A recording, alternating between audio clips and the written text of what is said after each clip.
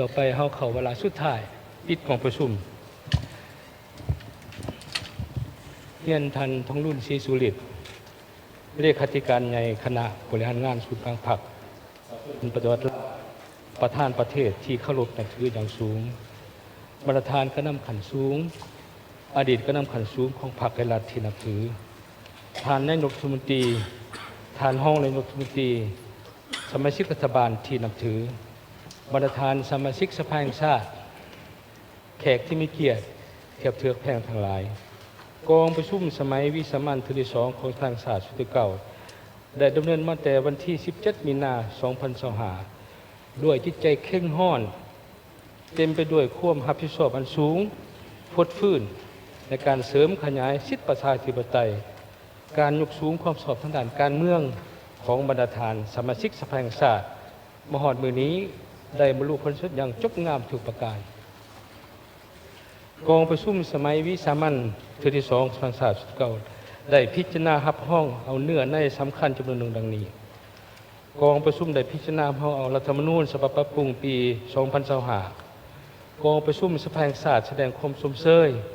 ต่อคณะกรรมการรับทราบปรับปรุงรัฐธรรมนูญที่มีความรับผิดชอบสูงเป็นเจ้าการดำเนินการตามแต่ละขั้นตอนเป็นต้นการจัดตั้งการประเมินรัฐธรรมนูญนำเอาหางรัฐธรรมนูญลงไปถาบทามประกอบความคิดความเห็นนำทุกสันคนอย่างกว้างขวางในทั่วประเทศการจัดตั้งกองประชุมสัมมนาทศาสตร์การข้อที่สีนำจากกองประชุมกรมการเมืองศูนย์กลางพรรคกองประชุมคณะบริหารงานศูนย์กลางพรรคครั้งที่ 9และกองประชุมครบคณะวิสามัญของคณะบริหารงานศูนย์กลางพรรคสมัยที่ 11และกองประชุมยกศูนย์ด้านเนื้อในให้แก่กองประชุมสมัยวิสามัญที่ 2ของสภาแห่งชาติสุดที่ 9การปรับปรุงรัฐธรรมนูญปี2025นี้เนื้อแท้เป็นการเสริมขยายพันธุ์เนื้อแท้เป็นการสืบต่อพันธุ์กันในทางเปลี่ยนแปลงใหม่ของพรรคที่มาออกในตัญญาให้เป็นอันละเอียดเข้าใช้เนื้อในของรัฐธรรมนูญซึ่งเป็นกฎหมายพื้นฐานสำคัญของชาติเป็นเครื่องมือสำคัญของรัฐในการปกป้องผลประโยชน์ของพรรคกำอำนาจการคุ้มครองรัฐคุ้มครองสังคมโดยกฎหมายการปรับปรุงรัฐธรรมนูญครั้งนี้แม่นแน่ใส่ปรับปรุงระบบอำนาจแห่งรัฐประชาธิปไตยประชาชนให้มีประสิทธิภาพประสิทธิผลสร้างบารมีใหม่ให้แก่การปกปักรักษาและสร้างสาประเทศชาติสามารถสมยงคิดกับพรรคพื้นและสากลแน่ใส่สร้างพื้นฐานทางด้านกฎหมายก็คือนิติกรรมที่วางออกในตอนหน้ารับประกันความสอดคล้องกับแนวทางการเมืองของพรรคทั้งจะเป็นการช่วยให้การคุ้มครองรัฐบริหารรัฐตามด้วยกฎหมายอย่างใหม่ให้มีคุณภาพสูงขึ้นกว่าเก่ากองประชุมได้เสนอให้คณะกรรมการรับทราบปรับปรุงรัฐธรรมนูญหีบห่อนเหียบเฮี้ยงปรับปรุงในตามคำคิดคำเห็นคำเสนอกองประชุมเพื่อนำเสนอขอการพิจารณาลงลายเส้นจากทานประธานสภาชาติหลังจากนั้นก็นำเสนอพิจารณาจากทานประธานประเทศในการออกรัฐบัญญัติประกาศใช้อย่างเป็นทางการในระยะต่อไปกองประชุมได้พิจารณาห้องเอากฎหมายปรับปรุงกฎหมายจำนวน2ฉบับคือกฎหมายเรื่องการปกครองท้องถิ่นและกฎหมายพนักงานรัฐกรเพื่อสอดคล้องกับมติของพรรคการปรับปรุงกองจัดการจัดตั้งแต่สอดคล้องกับรัฐธรรมนูญฉบับปรับปรุงปี2025ทั้งเป็นการประกอบส่วนสำคัญในการคุ้มครองรัฐคุ้มครองสังคมโดยกฎหมายให้เป็นรูปธรรมและมีประสิทธิผลยิ่งขึ้นกองประชุมมอบให้คณะสอบนำเอาเนื้อในของหางไปเฮียงครบถ้วนสมบูรณ์เพื่อประกาศใส่โดยไวและนำไปสู่การปฏิบัติให้มีประสิทธิภาพมีประสิทธิผลเป็นอย่างดี 3. กองประชุมได้พิจารณารับห้องเอาคำเสนอของทานในรัฐมนตรีโดยการปรับปรุงกองจัดการจัดตั้งของกระทรวงองค์การจำหนึ่งซึ่งกองประชุมได้แสดงความสมเชยที่รัฐบาลมีความตั้งใจสูงในการปรับปรุงกองจัดการจัดตั้งตามทิศกทรัฐโรงเรียนมีประสิทธิภาพสอดคล้องกับสภาพพัฒนาสังคมในปัจจุบันของพวกเราทั้งตอบสนองกับหน้าที่การเมืองในเฉพาะหน้าอยู่นานของพรรคเราท่านเป็นการยกสูงประสิทธิภาพของการนำผ้าสีนำและคุ้มครองรัฐเราคุ้มครองสิทธิสังคมในเงินไขใหม่ทั้งพร้อมทั้งจะเป็นการเพิ่มความเข้มงานความชอบของพนักงานราชการให้สูงขึ้นกว่าเก่ากองประชุมมีความเชื่อมั่นว่ารัฐบาลจะสุมใส่การปรับปรุงขั้นตอนการให้สำเร็จภายในเดือนพฤษภาคม 2025และการปรับปรุง การจะตั้งสายตั้งอยู่กับท้องถิ่นให้สำเร็จภายในเดือนกรกฎาคมปี2025เพื่อก้าวสู่การปรับปรุงกองจัดในขอบเขตทั่วประเทศสร้างบรรยากาศใหม่ให้แก่การสร้างผลงานขั้นทับต้อนสามัญประวัติศาสตร์การกางเกมกองประชุมใหญ่3ขันก้าวไปสู่การเมืองกองประชุมใหญ่ครั้งที่12ของพรรคในต่อหน้า 4. กองประชุมได้พิจารณารับห้องเอานโยบายส่งเสริมพิเศษเฉพาะผู้ลงทุนในนิคมอุตสาหกรรมอมตะตามการเสนอของรัฐบาลเกี่ยวกับการยกเว้นอากรกำไรระยะ30 ปีเฉพาะผู้ลงทุนภายใน7 ปีทำอิฐของการดำเนินนิคมดังกล่าวที่จะลงทุนใน4กิจการส่งเสริมพิเศษคืออุตสาหกรรมผลิตประกอบเครื่องจักรอุปกรณ์รับใช้การเกษตรอุตสาหกรรมฝุ่นวิทยาศาสตร์เคมีการผลิตอาหารสัตว์ 2. อุตสาหกรรมผลิตแผงสิ้นส่วนพลังงานแสงอาทิตย์และพลังงานทดแทน 3. อุตสาหกรรมผลิตรถยนต์และอะไหล่ 4. อุตสาหกรรมผลิตอุปกรณ์ไฟฟ้าอิเล็กทรอนิกส์ผ่านการพิจารณาโดยเหตุและผลได้เห็นในความจำเป็นในการดึงดูดการลงทุนพัฒนาเขตทุรกันดารยุ่งยากพื้นฐานของรางยังไม่มีความสะดวกนั้นผู้แทนกองประชุมนิคมเห็นเอกภาพเห็นดีทำห้องเอานโยบายส่งเสริมพิเศษเฉพาะให้ผู้ลงทุนในนิคมอุตสาหกรรมอมตะซึ่งจะเป็นเงื่อนไขสำคัญในการส่งเสริมและดึงดูดการลงทุนของต่างประเทศซึ่งสอดคล้องกับทิศทางในการพัฒนาเศรษฐกิจเขตเศรษฐกิจของประเทศเราสร้างการทันเปลี่ยนโครงประกอบเศรษฐกิจที่จะส่งเสริมการผลิตอุตสาหกรรมการผลิตผลิตส่งออกทดแทนการขุดค้นและขายทรัพยากรธรรมชาติดังที่ผ่านมาและปัจจุบันนี้กองประชุมเสนอให้รัฐบาลเอาจะใช้คุ้มครองเวียงงานนิคมอุตสาหกรรมดังกล่าวให้ปฏิบัติตามระเบียบการกฎหมายอย่างเข้มงวดสุกยั่วนักลงทุนมีการประกอบส่วนพัฒนาท้องถิ่นมีการถ่ายทอดบทเรียนเทคนิควิชาการให้แก่คนลาวมีการสร้างงานทำให้แก่ประชาชนท้องถิ่นหมื่นหลายขึ้นบรรดาทานผู้นำพรรครัฐบรรดาผู้แทนกองประชุมจากแพงนับถือผลสำเร็จของกองประชุมสมัยวิสามัญที่2ครั้ง39นี้เป็นการพันขยายมติกองประชุมใหญ่ครั้งที่11ของพรรค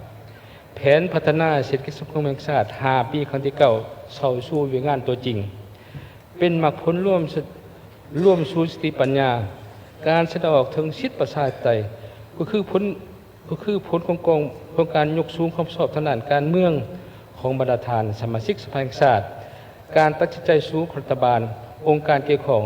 ที่มีความพยายามมีมาตรการตัวจริงในการแก้ไขความยุ่งยากทางด้านเศรษฐกิจการเงินให้ตกไปเถิดละก้าวมีการปรับปรุงบรรดาเอกสารคำที่สำคัญนับทั้งความตัดสินใจในการปรับปรุงกองจัดการจัดตั้งเพื่อสร้างให้มีการหันเปลี่ยนอย่างลึกซึ้งเพื่อสร้างความเชื่อมั่นของประชาชนต่อการนำพาของพรรคและรัฐ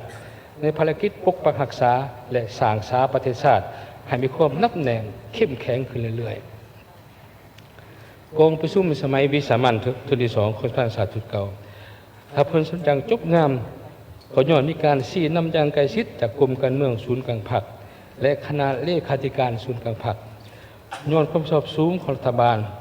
บรรดากระทรวงองค์การแขนงการเกี่ยวข้องที่การร่วมมือ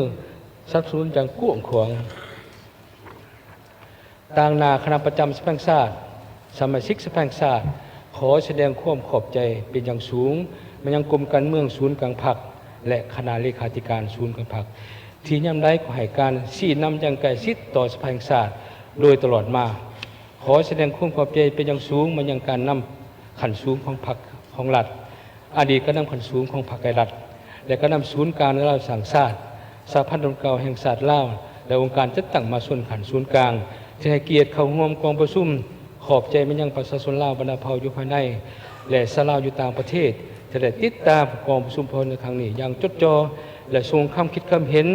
ที่มีประโยชน์อย่างยิ่งโดยผ่านโทรศัพท์สายด่วนมายังกองประชุมอย่างหลวงหลายขอแสดงความขอบใจต่อทุกภาคส่วนเกี่ยวข้องที่มีส่วนร่วมในผลสำเร็จของกองประชุมครั้งนี้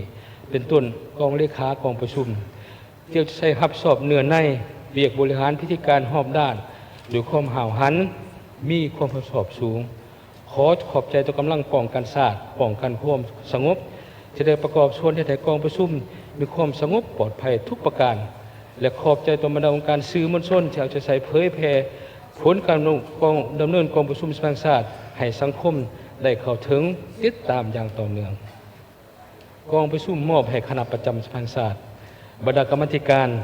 คณะเลขาธิการสภาแห่งชาติคณะสมาชิกสภาแห่งชาติประจำปีเลือกตั้ง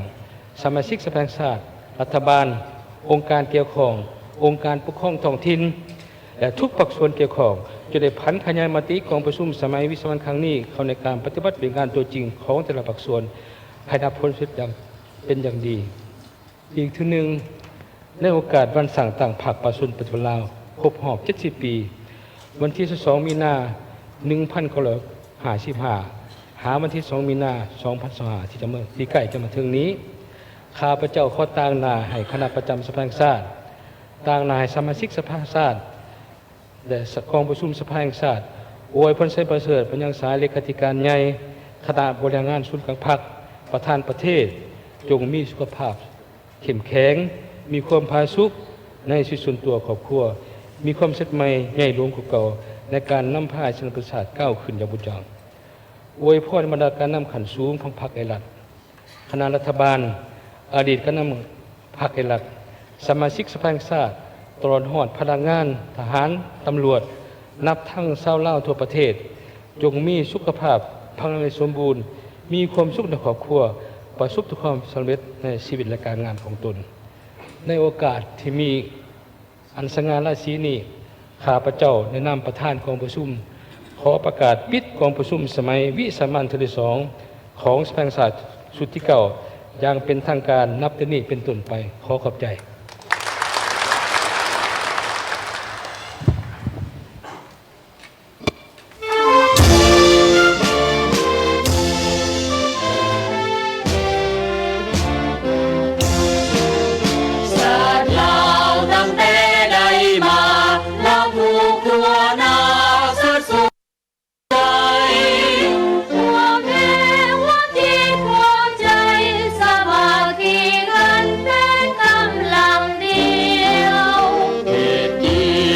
กันก้าวหน้าบูชาสุเกียรติของเราส่งเสริมใจสิทธิ์เป็นเจ้าเราถูกสนเขาสามาภาพกันบ่ให้พวกจังกอพันเล่พวกใครสาดเข้ามาโลกมวนและทั้งมวลสู่เอกลาชอิสลาภาพของสาลาไว้ตัดสินใจสู้สิ่งเอาใส่ภาษาเราไปสู่ความพัฒนา